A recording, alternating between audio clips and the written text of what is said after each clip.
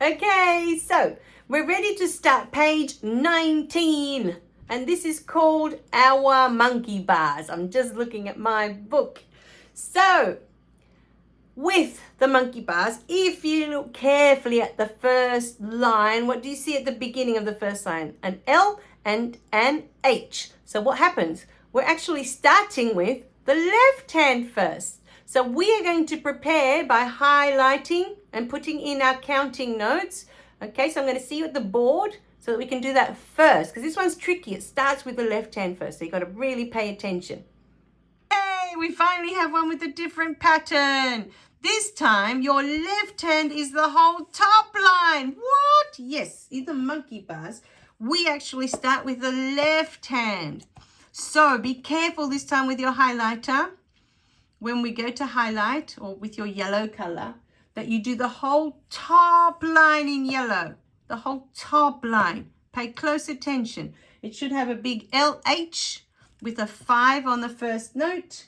You'll see all the notes are pointing down as well. Okay, so make sure you highlight the top line in yellow this time. The top, not the bottom. The bottom is right hand in monkey bars. Okay. Second step, we need to put in our finger numbers because this is new. So I need you to go through now and look for. Our first cat already has a 5 on it. So usually what I do is I circle it rather than write it again. Just to remind my students, 5. This is what we're starting with. Okay.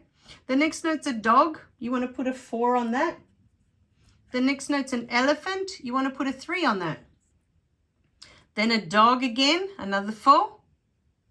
Then an elephant, a 3.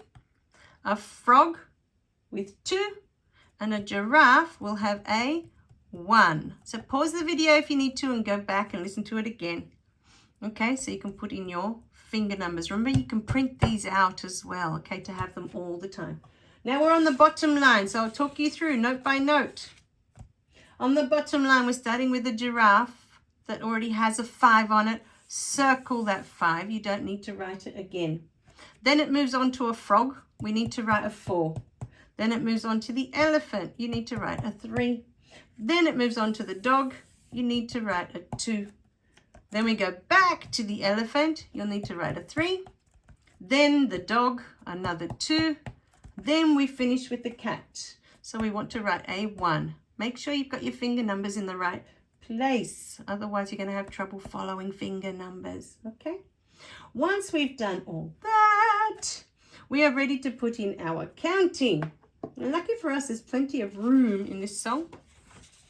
In this other pretend song I wrote, you're only going to have 1, 2s, long notes in monkey bars. So find the long note at the end of the first line and write 1, 2 next to it. It should look like that because yours is pointing down. You can write it next to the stick. And for the right hand, at the very end of the right hand, the second line, you'll see there's another long note. Also write in 1, 2 for that one. Okay? Okay, how did you go with highlighting that first line and putting in the counting notes? Were they easy? Hopefully it was a cinch because this is a really short song as well. There's a lot of work for the fingers in the monkey bars, but everything else we've already done. We've done all the rhythms.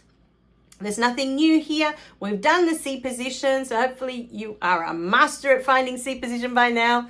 So the only tricky bit is getting all these fingers working in the patterns. So I'll see you in the next video.